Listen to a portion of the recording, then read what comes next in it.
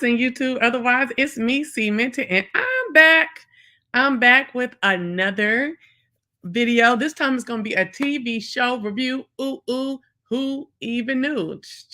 Listen, I just got turned on to the Gilded Age. Yes, I was prompted. I've been seeing it. I was like, supposed to get to it. But, I've been having a lot going on and already had some shows that I thought took precedence over this one. Okay. So I may have been wrong. Girl, this show is everything that I love. Okay. Hey, India. This is everything that I love about watching TV. I was totally that little girl who sat and watched all the musicals, most of the musicals, who loved all history things where there was pomp and circumstance and big, beautiful dresses and hoop skirts and bustles and bustiers and what was right and etiquette and well mannered and all of this, And I read all the books, Pride and Prejudice. I can't even come up to anything else. So this is so much right up my alley. And then we kind of lived a slightly gilded life, if you can do that in the 80s and 90s. My mom was very strict and proper with her children, and we had to speak correctly and act correctly and, you know, dress correctly and present in public correctly. Okay. So I'm not going to say I was a princess or anything, but I was a princess, baby. Don't be mad at me. I love it. Okay. So I am totally here for this show. This show is all set up in the 1870s to 1900 in a period of time called the Gilded Age. It's right after the Civil War in the United States. Industry is booming.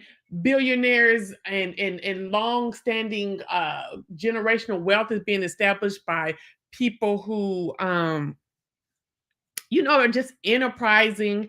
They've either lucked up on inheritance and then started doing business, or they work their way through business, gaining all these large sums of money and moving into these old blue-blooded neighborhoods in what do you call it? Neighborhoods and places in society. Okay. And yes, it definitely was the age of rising capitalism, pulling yourself up by your bootstraps, becoming very monetarily uh possible. Okay. Um, hey, Lexus. There was a thing, there is a classism that's still there in America at the time, which there's still now, but it was even more so strictly adhered to and during this time. There's a sense of opulence for those who had who had that money and who were coming up in the world, or who were already established and you know, their businesses were booming in this time as well. Um, and this show is all about that, and I'm totally here for it. So listen. Um, it's set in New York. The first episode, we meet Miss Brooke. Dang, I think mixed her name already. Marion. I'm serious. I was gonna call her Morgan. Marion Brooks. I'll get better with the names as we talk about her. Talk about the season.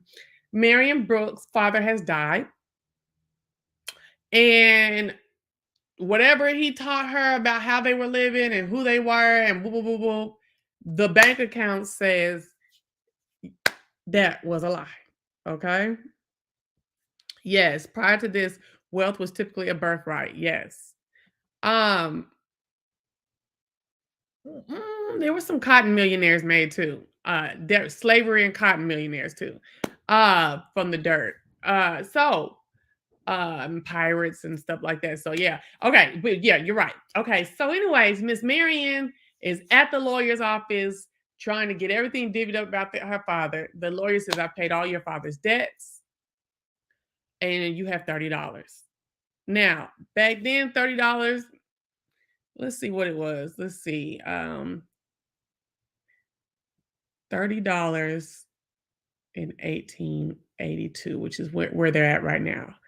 Um, 30 $30 in 1882. Work today,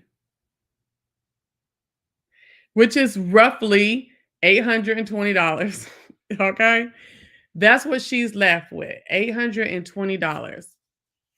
The house is rented. She has to sell all the furniture and she has nowhere to go. And the lawyer says, what about your aunties in New York? She's like, my dad couldn't stand them. They couldn't stand me, but they may be my only choice. In the end, that's her only choice. She writes to them and they say that they will accept her into their home. Okay.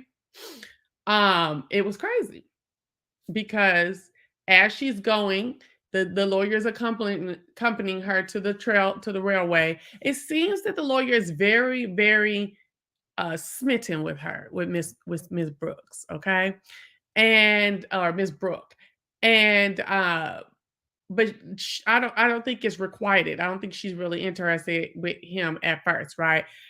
So she asked him to leave. He lets her know, I can leave. You can leave here and go on. Thank you for everything you've done for me. He even waives his fees because baby girl don't have any money, right? So what happens is she's, a green-eyed country girl going to the big city. She's standing on a public platform for her freaking railway to New York City, and these guys start fighting, end up bumping into her, stealing her purse. Girl, like, whoa. The lady strikes me as at least 22, okay? And I'm like, girl, you did not know about that. There's no way that all my money wouldn't have been all up inside of my corset and all of that, all up in there, all up in my breastises and stuff. Forget that purse. Okay, that's how I am in real life when I'm out. Shoot, when I was in New York, baby, I had a side purse. It was so tight on me. Girl, it was tight, and I kept my arm down on my arm down over it was little and everything. Baby, please. Okay. So she gets robbed, but she was sitting down making nice with a young black woman named Miss Peggy Scott, who is absolutely gorgeous. Them eyes and the way her face moves gives me, gorgeous Tabitha Brown. I'm like, dang, are they family some kind of way? Just a gorgeous chocolate young thing. Oh, she's so cute and so sweet and nice mannered in this. Okay, very witty too. But long story short, when the men bump into her, she tears the woman's dress and gets robbed, and then the woman ends up paying for um her ticket to get on to New York, right? So once they get to New York, I don't want to step through everything. Once they get to New York, we see that something's going on with Peggy. Peggy doesn't really want to fool her parents, but she knows she needs to go back to New York for something. It's like she's figuring out what's her next step is. Just like they're basically on the same path. But as we know, in that time period, 80s, 80s, you know, a white path of life and a black path of life is different, right? So she, but Miss Marion is very sweet too, and when the ferry's going to Brooklyn from wherever side of New York, Upper East Side that they were on, are closed down because of the storm when they arrive. She asked her aunts, Miss Marion does, Aunt Ada, who's a sweetie pie, and Aunt Agnes, who is not a sweetie pie, but I like Agnes, okay? To take not only take herself in, this is the first time she's ever meeting them in her life, but to take this newfound friend in, at least overnight, right? And I liked how Agnes, although the Peggy is black, she was like, she cared, she still cared about that human being in her presence. You know what I'm saying? Good morning, or good afternoon, always me. And she said, look, put your parents' address there. So when we do send you in the morning and pay you back for paying her way, if something happens to you, we know who to let know. You know what I'm saying? Because I see you acting a little funny towards your parents. And when she sees the address written down, she notices how impeccable that Miss Peggy's writing is, her script. And was like, hey, do you mind, help me with some of my letters that I need to write and stuff like that? And she was like, oh, of course, I don't mind at all. And she was like, they were like, the way that you write, where'd you learn that at? And she told her she was at some colored school in Pennsylvania, that her parents actually, or not her parent, her husband, I guess, Agnes's husband, actually had been a patron of, like, giving money towards it, right?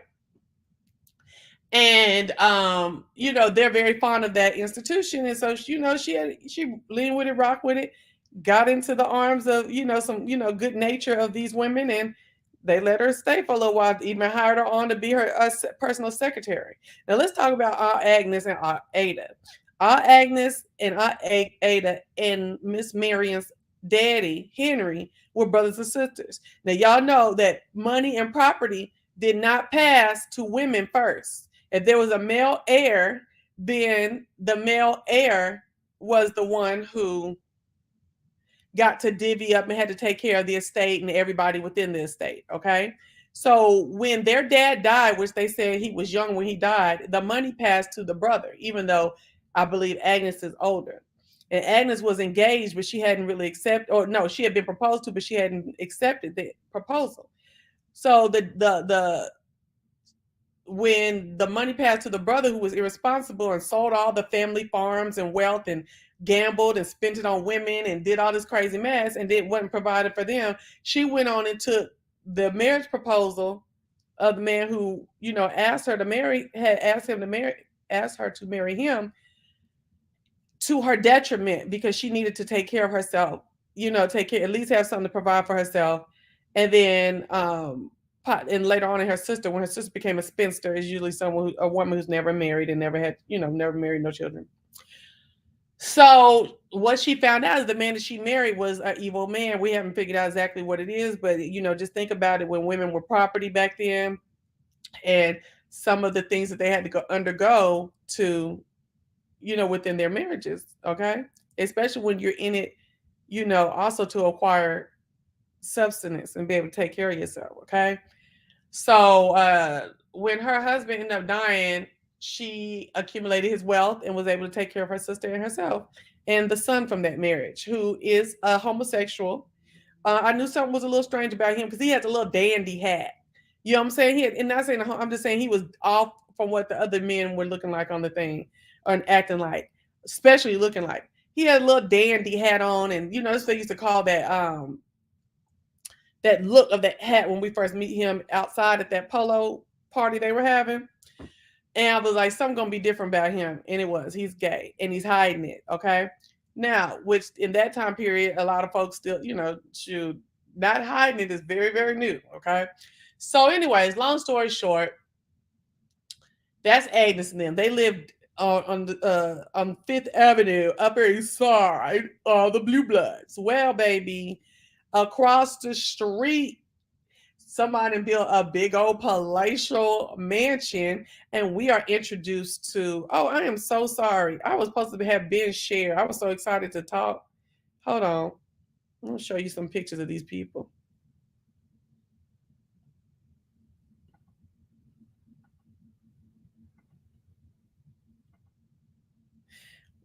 I just gave you Agnes, who's on the left, okay? And the Russells. This is Miss Russell. Oh my gosh. Hold on, I just got a text.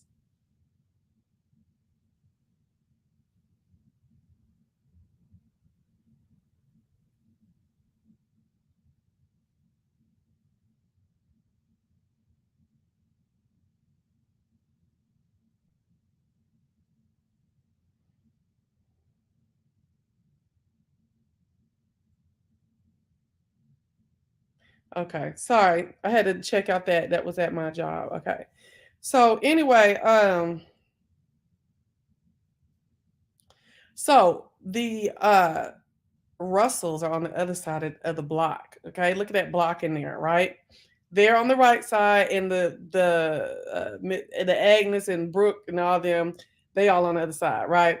Well, what is so crazy is the Russells are new money, honey, nouveau riche, and that is not the biz back in the day. You know what I'm saying? Like, you nouveau riche, you people who came up by whatever. Here they go, right here, her and her husband. Y'all stay on your side, and the blue bud are over here. Never should the two mix. Okay. Let's see what these folks could have been looking like last night. But anyway, these are two strong-headed, shrewd businessmen and shrewd lady of society, or trying to be into society, woman. They built this big, big palace across from, all these other people's townhouses and stuff like that. Um, with all the fabulous opulence of the time, gold and silver and marble and all kind of crap all over the place when you look at this daggone Persian rugs and oh my gosh, all over the place in this mansion, just gorgeous, right? I don't know if I like them. Let me see. Now, but you've probably seen the whole season. I've only seen the first two episodes. So he is a banker for Russell.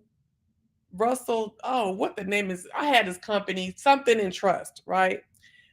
And so he's like a banker or a broker of some kind and a businessman. He's trying to had been trying to do business with railroad because at this time that's the biggest mode of transportation, fastest, you know, especially with transportation and stuff like that of industry items and products. That was it in the 1880s. Okay, so he's trying to buy in his stake, get him a stake into the railroads, and has been offering one of the big railroad company owners an offer to buy a portion of their railroad tracks, like a area by which their railroad traverses. So he wants the tracks and he wants control of so that he can have control of the way those tracks run, and then he's gonna build on, right? But they haven't been taking it. You know what I'm saying? They're like, no, you can do better than this offer. You can do better than this offer. Well, Mr. Russell ain't with the BS. He's like, wait a minute, I didn't offer you two. I didn't gave you two offers. And now you know what I'm gonna do? Because I'm not gonna keep going back and forth with you. I'm going to make a railroad more luxurious and more attractive that runs parallel to yours. The man from the first railroad then came down into the man's office to talk to him and thought they were going to negotiate. He was like, no, I'm not. And he was like, well, why would you put me out of business by making a parallel offer when you could parallel rail line when you could just offer me a little bit more and then pay less. He was like, because I'm going to set a precedence with you amongst everybody else that after I give you my second offer, I'm not playing with you no more. I'm gonna start making different moves. So this little one time, I hope I have to pay a little bit extra so that folks know who the F I am. And I was like, what? Okay, hey, Mika. Yes, me too, India. Me too. All right, Mika. Cool, cool, cool. So he basically like, I'm gonna run it, and that's how we gonna run this, right? And I was just like, wow. Like I actually like the idea of it, but I don't like that man has to be put out of business. And then he won't even let the man accept the second offer. So, I like the idea of it.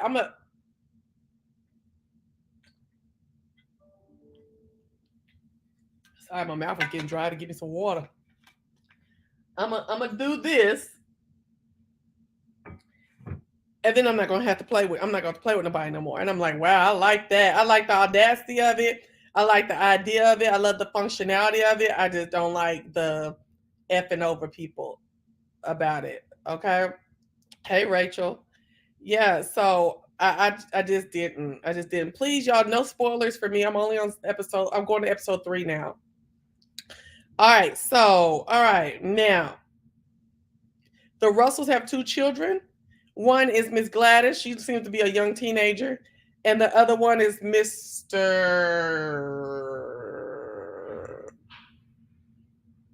Child. I forgot his name. Larry, child. They call him the boy Larry. In 1880s, girl, they call him the boy Larry, baby. I hope his name is Lawrence. But anyway, and Larry Russell, honey. And Larry's been to Harvard and all this stuff like this. And, his mother is very pressed about their family being accepted into society. Very pressed. She's thinking she's playing some chess. I ain't there, I ain't all the way through. Oh, okay. Yeah, I like their son too and their daughter. the personality of the son to me is homey, friendly, accepting, encouraging.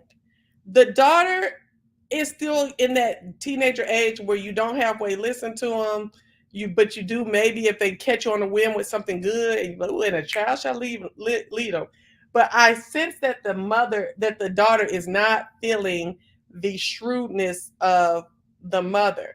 The dad you would think that in a couple like this that's so hard pressed to social climb.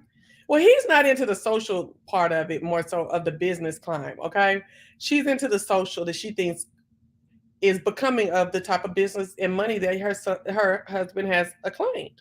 So basically, the daughter is looking like, "Oh, mom, you're kind of like rough with it a little bit. You're kind of like doing too much. It's borderline evil." And he's watching the daughter see that in the mother, but he's very encouraging of his wife. He likes that. He likes her bottom up approach, her not standing, not withstanding the beating down by the blue bloods that she's taking. Like she's not doing it.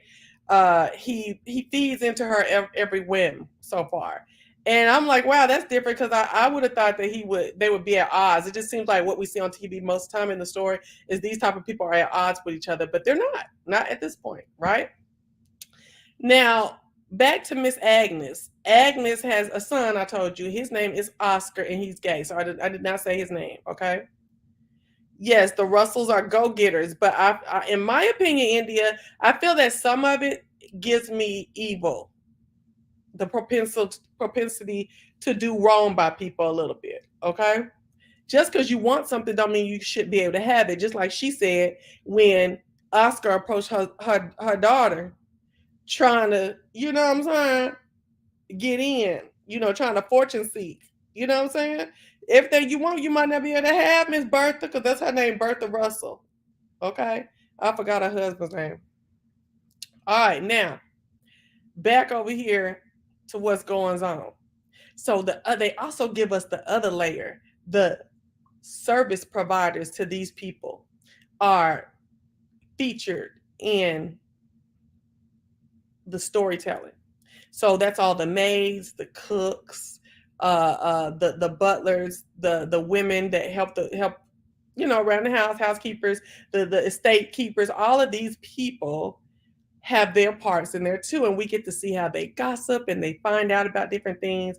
We start to see about what tenure brings amongst that class of people. We get to see how important that the people that they work for maintain their fortune so that these people can maintain their living wage. Okay, I'm here for that. I think it's because they got it out the mud, not born into. They have more of a fire in them. Yeah, but getting out. Okay, I hear you. I already know this. I'm totally agreeing with you, India. Got it. I get it. But I feel like there's you've seen all of it, I think. I feel like there's a negative side that I don't like about them. Even though they got it out the mud, I believe that you can still maintain it and still get the things you want by a little bit more subtlety and definitely no evil.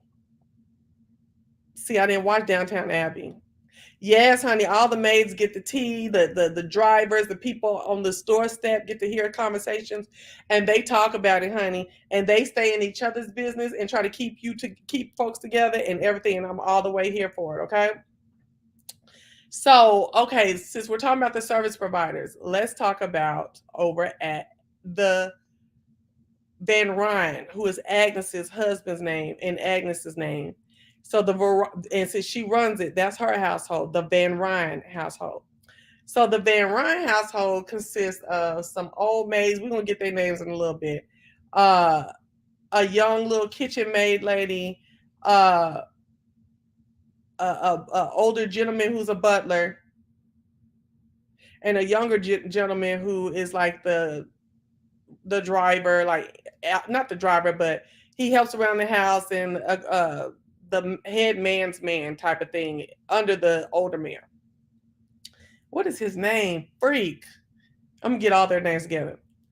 Well, you hear a little Irish, a little English accents amongst them and stuff like that. You know, Irish people was about on the level of black folks back in the day. Okay, I will. I will though. Because this is just one season so far. You know, Irish people were just almost as bad as, looked down upon, not bad as, but looked down as black people back in the day. So when they take in Miss Peggy Scott, the black girl, and give her somewhere to stay and let her eat at the servants' table, which I was like, wow, she down to eat with the servants for real. But didn't have to be your secretary and go around town with your niece. Okay, she write better than you. Okay, and takes a second hand better than you. Okay, the Irish little chambermaid is like, I know she ain't down here with us. Here they come trying to take our jobs. I believe it's the same time frame. Downtown Abbey was in England. Okay, yeah. So, baby, one of the people, one of the maids, I forget her name, they've been out gambling and stuff. So she owed $50 to a loan shark. So if $30 was 800 and something dollars, $50 is like probably over a little bit over 1,000. And $1,000 is a good clip. Okay, especially when you down there making, change, and you probably live with these people. You know what I'm saying? Excuse me. So, girl, she got roughed up and tossed around on the street. The black girl sees it, and she employs Miss Morgan, Miss Marion, to help pay her back, pay the debt back. I'll say that part. I'm going into episode 2, but let me go back. Now back to Miss Bertha Russell, honey. She wants to be part of the Ladies Society, Charity Society, headed by Miss Patrick Morris and Miss Fain. I don't know her husband's first name. Fain, basically, they want to uphold their blue bloodness, and they don't want to deal with the nouveau rich people unless they're going to give some money, and then they really don't want to deal with it. We'll just take your money, right? But the nouveau rich people know that, to include the Russells, and they're willing to provide some, money and things like that, as long as they're getting some level of respect, adoration, acknowledgement, right? So they're like funny acting towards the Russells when they come down to their events and stuff like that, and don't want them really there, but will allow them so much. They'll suffer them so much so that they can get a check. Miss Russell sees this and she said, you know what? After she go down there and everybody talking about how, oh my gosh, and we saw that big old house that you were getting, and everybody was looking like they were fit to be tired about how big her and fancy her house is. So she's like, you know what? I'm gonna have a look in. I'm gonna go around and give my cards to everybody, including Mrs. Jacob Astor. Honey, look up Jacob Astor, baby. Back in the day with the Roosevelts and the Vanderbilts and all of them people, and the Morgans and the Chases and all of them, and the Adams and all of them. Okay. Them white folks who've been around since, they was over here killing Indians trying to make New York and all that shit like that, okay? So Russell is determined, honey. She's got her a plan. She's all on her son, since her son is mixing and mingling from coming from Harvard. You're in the midst in some of the society realms of these people's children. I want you over there talking with them. I want you to make nice with them. I want them to be your friends, and then they will become our friends. She's all into all that. Russell is, right? And so she's over there with all of that yang, talking about having a look in, right? So she's going to invite all these people over to her house. She's expecting, possibly, uh-oh, yikes, sorry, y'all. 200 people. This is not it. I haven't seen any of this stuff. Hold on. 200 people. These are the servants. She's the one, this lady over here with this white hat on the right is the one that's in debt. This little redhead Irish girl is the one with the same attitude about the black girl. And this little dude, this young dude, he be gossiping, and the old man be keeping everybody in line, including this old bat over here too, that keep up a lot of mess with the black girl. So Mrs. Russell is inviting people for a look in. That's the, since everybody's so worried about what her house looked like, come over here and look. We're gonna have a little dinner, and take him, let y'all look around and stuff. Certain things I'll keep blocked off because I'm gonna wow you with it later on. What was she stunting? Okay, and she goes around and hand delivers the cards and invitations to people, and is just really pressed for people to come. She has this elaborate dinner made by her French chef, and all her people are in their regaled outfits and stuff like that, only for like a handful of people to come. Girl, I don't know why she thought 200 people was gonna come. Girl, look at her. She thought she was bad coming through there. Think she was gonna come down to them ladies' charity event and turn it out. This how they be looking across the street at her house and stuff. Okay. And that's Miss Peggy Scott. Hold on. There she goes with her cute self. Don't she give you Tabitha Brown? Oh, they ain't got no whole bunch of pictures on this one. Okay. So even Miss Marion does sneak out the house by the help of Miss Peggy to go over there to the look-in, because she's come. We even forgot about Miss Marion.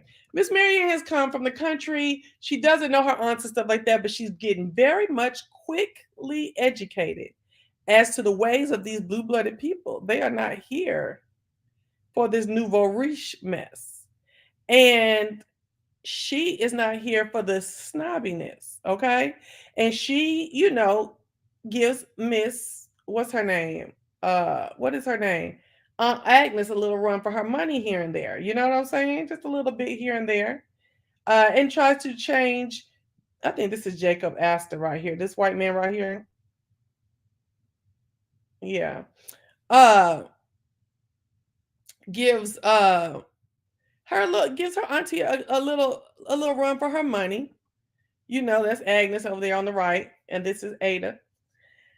And she challenges her in little ways, but at the same time she realized what side her bread and butter is, her bread is buttered on, which is these people are paying for me to live and take care of myself. I'm not going to really just jump up and be too much against my aunt, or not in her face. So she's more inclined to speak with these nouveau riche and be friendly and stuff like that, but she tries so hard to dance in between the lines of pissing her aunt off. Okay. And she's a trip, and I love her auntie. Agnes, to me, is a person who has a heart. I do think she's hella snobby. She's very traditional, okay? And she just likes she loves the current pecking order. She loves the traditional ways about things. And that's just all that's fine with Agnes. And in many ways I identify with her in that manner, except I don't like to snub people. Well, so I'm trying to figure out a way, maybe a probate period or something, or like to let them try to ease their way in. I don't know. I mean, just a slight little hazing, okay, a little financial hazing, a little physical hazing. I don't know. Don't be mad at me. I'm just telling you how I felt. So back to Miss Peggy Scott. So she's mad with her parents. We find out when she meets with her mother that it's not her mother that upsets her the most, it's her father. She is an up and coming writer. They have sent her to school. They're living in Brooklyn. You could tell that they have some type of money. Okay. And her father obviously does not believe in her passion, her talent for writing. He's not here for it. And I guess he doesn't support it, which has kept her at odds with her father.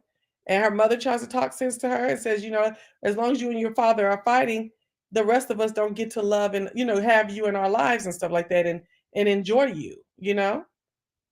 So that's going on with Miss Agnes.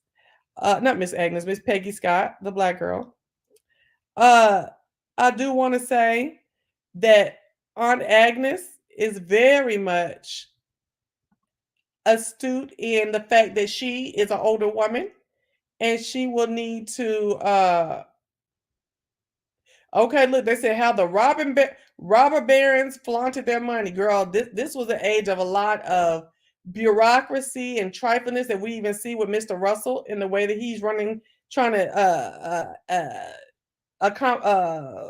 acquire this rail line. Okay, a lot of look up Tammany Hall monopolies, or stuff like that. All the bureaucratic political rumblings and financial maneuvers that were being done that were underhanded and against the law sometimes. Yeah, all kind of finaglery. Okay, going on. All right. Again, now Aunt Ada and Miss Marion, they have become fast friends. They're seeming to connect with each other way more than Marion and Agnes. Agnes is very much so, this is Agnes on the left, very much concerned about the fact that she's an older woman and that she's got to figure out how everyone that's in her current charge will be taken care of after she passes. She swears to God she gonna live longer than her sister. Though she told her, like, girl, you ain't gotta worry about no money when I leave because you already be dead. I'll be like, no, bitch, get the paperwork going. Okay. But and so she also wants Miss Marion to inquire with gentlemen to have tea and become out to society with eligible bachelors. Okay. Very much so. She's very interested in that and has her hand in that. So this is a picture of from that time period. Uh, these big, fat, nasty liars and businessmen, and this is the industries that they salt, trout, paper bag trust, coal, sugar trust, all these people, copper, all these things, and they're standing over. Look, all the legislatures. You know what I'm saying? They're really the ones in control. Look, people's entrance up here at the top left, closed. Nope. For the monopoly. Look at that. Mm-hmm. Girl, I used to study all this stuff, girl. Laying in my bed as a teenager. And this is when it wasn't no, what is this stuff? Computer. I had encyclopedias and newspapers. Yes, indeed. So anyway, so what I find funny is that see that's the working class, what the working class look like.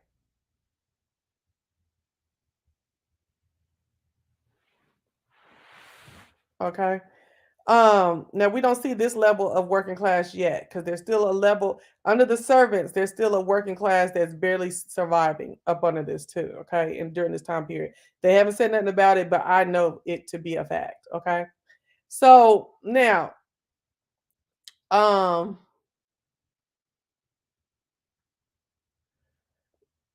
remember the lawyer that I told you that was helping her get out of everything? Oh, really? Okay, I like to know that. That's cool. So remember when I told you that? Oh, what did I tell y'all? Um,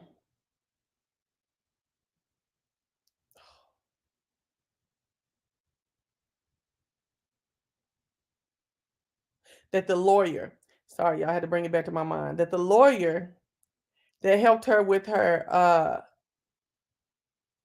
girl, that if after I seen this right here, this lady, this is Agnes inside the gates of the Russell house. Or the outside of it. Oh, she on the outside of it, so she must have came to the door, child. Wow. Agnes is serious. She don't want nobody from her household. And she trying to teach over there. She trying to teach Miss Marion the ways of how they do up in New York, baby. Okay. And I ain't mad at it, child. I can't say I'd be too far from Agnes. Uh I would be more of Ada. I would be more of Ada, like keeping my distance, seeing who you are, but open to it possibly. You know what I'm saying? I'm be honest with you, Jan. Okay. This is Miss Astor, honey. She wasn't nothing. But she do have it down for she does have Russell all the way down. So not only that, Russell then went and started the husband Russell then went and tried to get with some oh freak.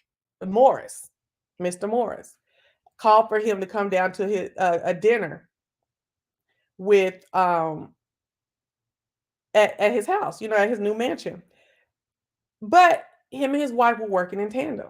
His wife wants folks to come and see her house a little bit more and wants folks to come and, be more amiable and friendly towards them.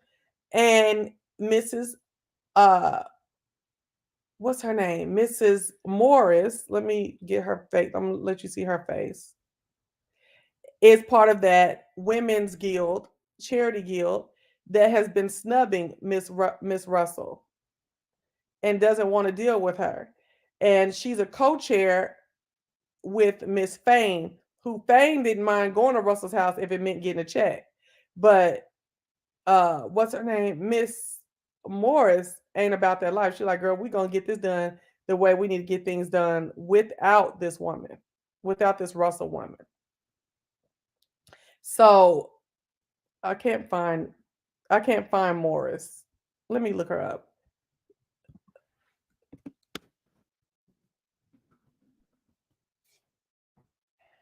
There she is. That's her little face. Okay. Don't she have a little snubby face? And she'll never had no hat on like the rest of the women. And so, what was I gonna say? So, what happens is the Russells, the husband and the wife, they're together trying to figure, out their individual things. She wants to become part of the society and acceptable lady amongst the other ladies, and he wants all this business transaction. And they're fine to work together to get what they want done. So what happens is he's like, I need to do a business matter with her husband. And she was like, that wench don't want to deal with me. He was like, yeah, tell her I'm going to call on him to dinner by you inviting him to dinner. You know what I'm saying? Instead of having him in his office, so where it was saying like he was strong arming him or whatever, to like talk to him on a friendly manner. So they calm down, the Morrises do, even though Miss Morris is not really feeling it. But Mr. Morris is like, it's something to this. I do want to take an ear to what he has to say, and you coming along and you're gonna act like you got some good sense. And that's how it is, right? So they go down there, have a good dinner. While they're playing pool, the men, we find out that not only is old boy about to usurp the other railroad man's business, he also wants to be able to fund it by doing some slick shit in the stock exchange, and before some laws get changed that would make it illegal to do. So he calls the man in who could get it, who's over the legislature being passed, the Morris guy, to run interference and also put him up on the maneuver so he can make some money too, right? So that Mr. Morris is for the bullshit. And I mean, that's all over this tasteful dinner that Morris wife and Russell wife going back and forth with each other. Miss Morris is tired. She's ready to go home after the deal had been made. It was crazy. You have to watch it. I'm like, these folks, this is what real mess was doing, what real stuff was going on back in the day, right?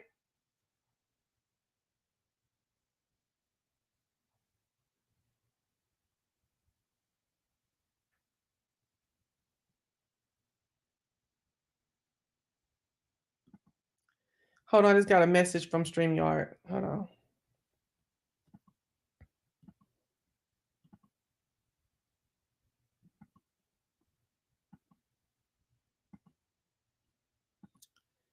Okay, we should be good now. I'm glad you're talking about it because the business stuff flew over my head. I'm trying to stay on it too, girl.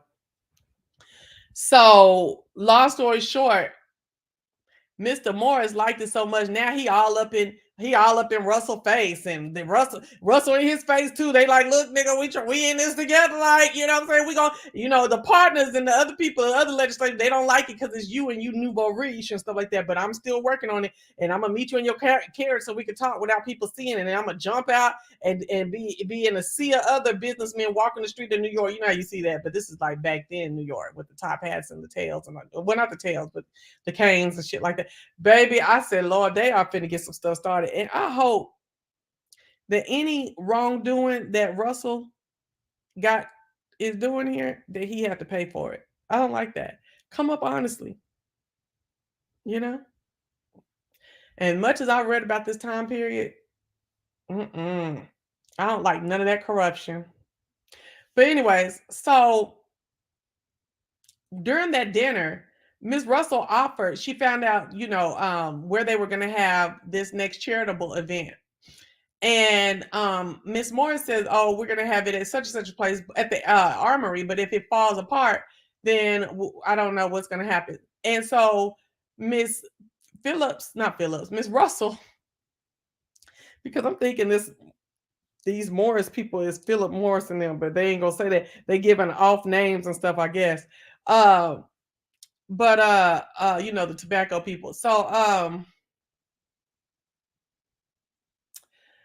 Miss Russell offers, listen, I have a beautiful, even takes her down to look at the ballroom. I have a beautiful ballroom, and you could have your bazaar. It's a bazaar. It's basically like a fair. Like you go in there and folks are selling in little tables, selling different stuff and trinkets and stuff like that.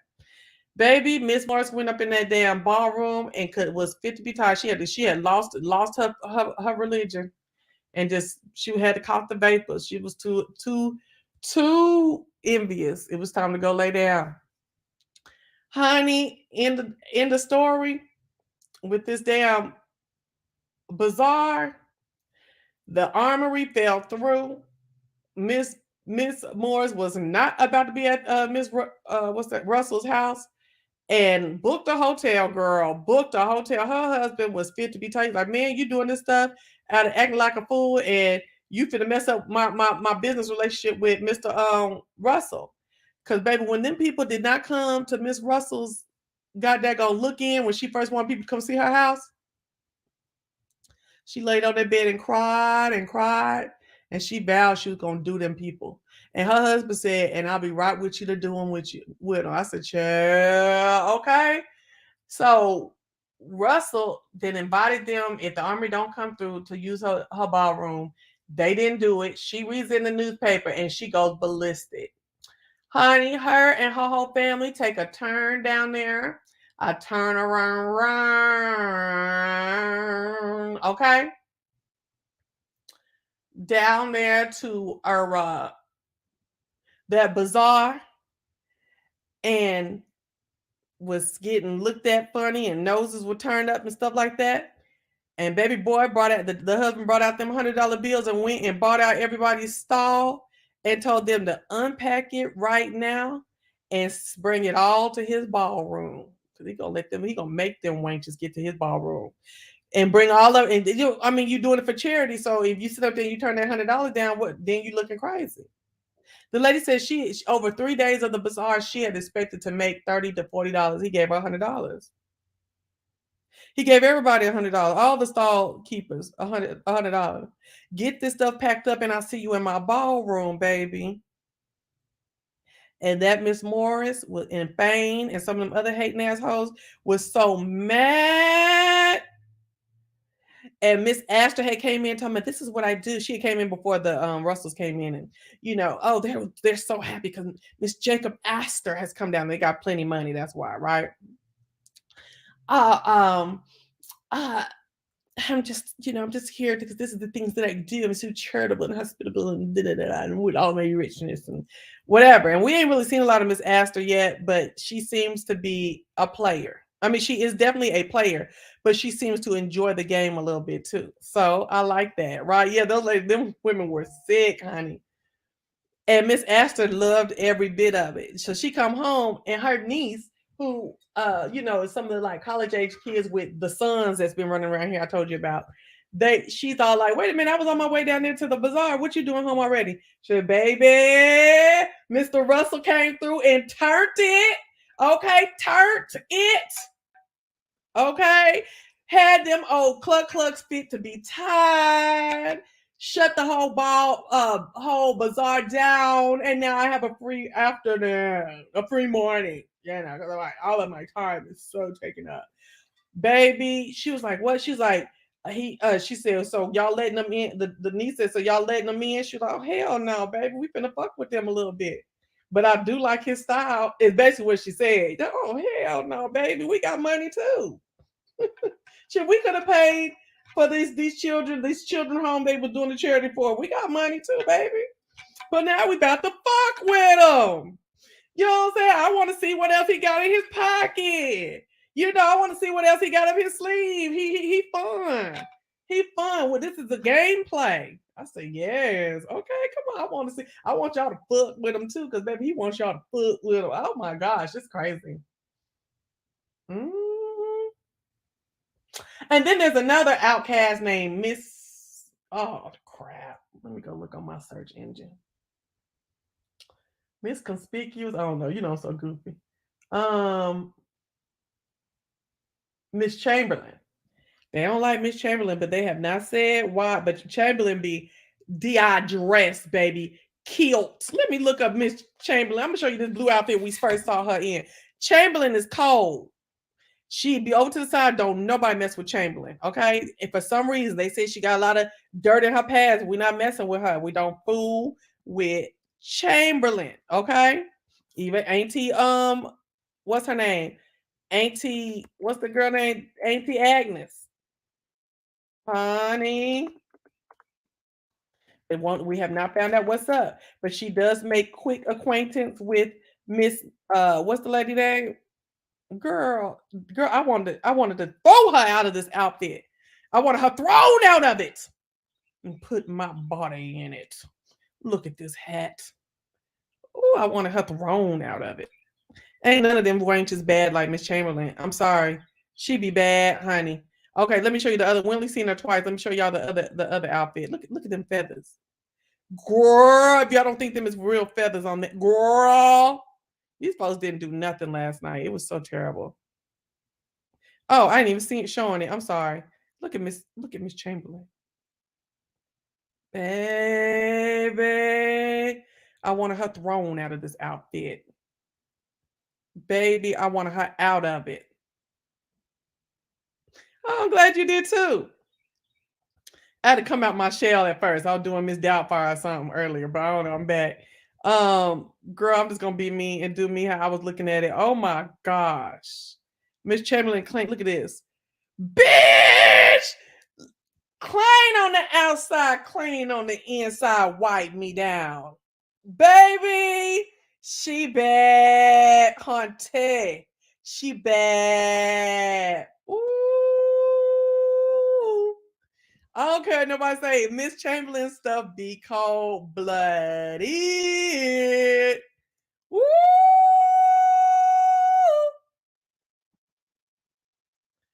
Girl, she better. You right. She better. Okay. I love the fashion in this show in Bridgerton. Even see Bridgerton kind of boring sometimes. Well, that main girl Bridgerton, her stuff was so wag to me. Even Downtown Abbey, I gotta watch that. The costume designers do an amazing job. Yes, they do. Woo! Chamberlain that gave me the vapors, girl. But she noticed that what's the lady name? Marion is, on a little different. She's not, old New York, okay? And has taken a liking to her, shine to her. And her goes and buys some of her kerchiefs right as her aunties are coming in. And the auntie Agnes like, girl, throw that money to the ground and let it burn. Yes. Throw that money to the ground and let it burn. Girl, she be having me rolling that dang Agnes, okay? But yeah, so we in this season episode 2 with Russell making a move. The lawyer did come back to New York to visit and look, or did come to New York. He didn't come back. It's his first time ever come to New York. He came to visit her. Like I said, he likes her. Agnes does not like that he likes her because he feels like he's trying to come up in some kind of way. He's a shyster. And I'm open to the fact that he might be a shyster. I am. I really am. But, we're going to see. In addition to, he's also talking about moving up to New York. And Aydah's all like, oh my gosh, you can have a friend in New York. Nah, nah, nah. And she's like, he's a lawyer. He's like, he's a shyster. Agnes ain't having it. So that was another thing that happened. In addition to, while we talking about the help, it's a lady named Turner that is the head maiden for Miss Russell that is flirting with Mr. Russell, touching his arm, making extra long eye contact, and he peeping it, but he ain't doing nothing about it. And honey, the head butler is like, baby girl, you need to sit it all the way down and cut it out. She's a social climber too. She wants to change her status and station in life. Girl, you need to be out there. You need to get out your clothes when you're done. Go get you some. Ask the woman, could you, find you, she nouveau riche. She came up from the mud too. Ask her, can you get one of her old rags? And girl, go to the bar. What old boy say? Where the rich cars are. Girl, the rich carriages. You acting stupid. And honey, she always got her mouth on the mistress and the master of the house. And I'm surprised they ain't went and told, because back in the day, them servants used to tell on each other, get each other messed up. Honey, I can't wait for them to turn the head off her head, to take it off her neck. Because Turner is way too much. Well, her stinking self. Act like she just so much beautiful than me. They about on the same level to me than the head mistress over there. Have I missed anything else in the first 2 episodes? I don't remember. But I am all the way here for Gilded Age, season 1, episode 1 and 2 so far. Excuse me. It is popping. And they better get some real figures from real time at this time interacting with. Because if y'all so la-di-da, y'all need to be interacting with some more people than just Miss Asta.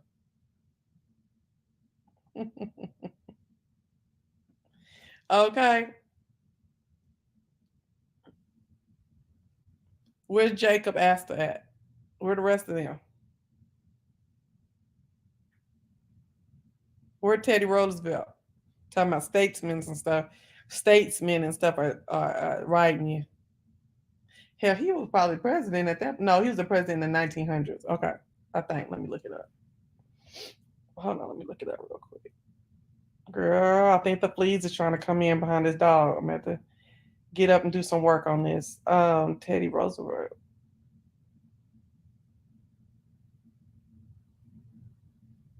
(1901 to 1909). Girl, don't even play with me. Don't play. And I hope that one of them hating ass servers in that Van Ryn house don't get Miss Peggy Scott jacked around. Was the black man in the first 2 episodes the boxer? Nope. We're going to leave it alone. No, he wasn't. The only black person we saw was the mama and the black people in that restaurant and Miss Peggy Scott. That's the only black people I saw. Oh, and the black people that was on the train in the back. So I'm finna go on in on episode 3 and then take a nap. I'll probably come back and talk about episode 3. Probably. We'll see. But y'all really have to go watch this. It is really good. It's really good. You learn stuff. I've been learning new words. Like, okay, it's a word. Hold on. I didn't look it up. Okay, so, oh, freak. Contramundum. Let me put it in here real quick. One of the men said that. Oh, one of the son said that about him, and the Russell son said that about him and Marion Brooke being friends. Contramundum is defying or opposing everyone else, even though their parents wouldn't like, or their older people around them wouldn't like for them to intermingle, they are going to contramundonly, I guess. Okay, what else did I see? Damn. Oh, it's out of my search engine now. I looked up a couple words because back in the day wasn't any TV, and you kind of stayed in your own class, and so you could keep your a lot of reading and stuff like that. Yeah, HBO does have good series. Um, your vocabulary came from reading, such did mine. So, girl, did y'all like how I did that? Anyway, so I need to read more now. I just watch everything. I ain't reading nothing. Okay. Um, yeah. Pitman Shorthand is what I looked at when she said when Miss Peggy Scott said that she could do Pitman Shorthand. Girl, let me look up Pitman Shorthand and show y'all what this is. I'm like, girl, I would have write the words before I would do this. This is what shorthand was looking like. I didn't know it was scribble. I thought it was like half written words. I never have paid attention to shorthand. I thought it was like you miss every certain word, like every certain amount of words. No, ma'am.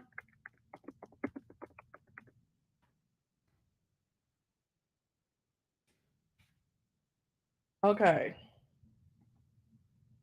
Pitman Shorthand is a system of shorthand for the English language developed by Englishman Sir Isaac Pitman, 1813, who lived from 1813 to 1897, who first presented it in 1837. So he was 24 years old when he first presented it. Okay.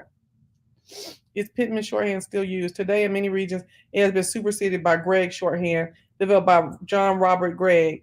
T-line has become more common in recent years as it's based on spelling rather than pronunciation. Oh, so Pitman, let's go see what it is. Let's go see exactly why it looks like that. Y'all see them symbols over there? Like most systems of shorthand, it is a phonetic system. The symbols do not represent letters, but rather sounds. And words are, for the most part, written as they are spoken. Girl, I don't see nothing in that stuff. But it's like I wouldn't look if I don't know how to read. All I see is letters, but I don't know how to pronounce them. Okay, so let's just go look at it because y'all can look this up yourself because I'm on my way out. Let's go look at what this stuff look like. Girl, what? I don't know what I thought shorthand was.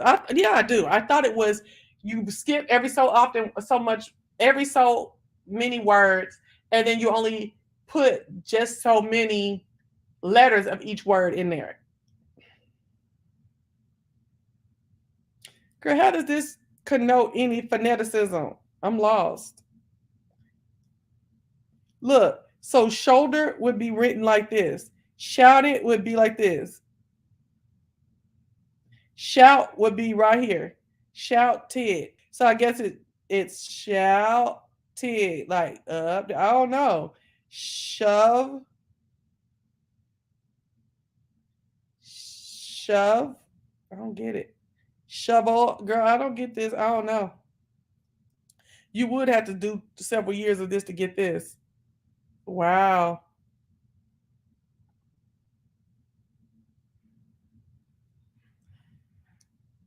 I don't even see one, two. I don't see three. Girl, I'm looking on the right side, y'all. What is this? Mm-mm. No. I'm rejecting it. Me too. Yeah, I like this show. You looked it up too? I know that's right. If you all like this, you would like Downtown Abbey. The series has ended, but we'll give you something to watch for a while. Yep. I'm gonna go look at it for real after this. Looks like scribble to me. Me too. So, that was a talent, an art form, a skill that was taught. So that's what's up. All right, y'all. I'm outie 5. Okay. Check out the show and come back for my next review. Bye.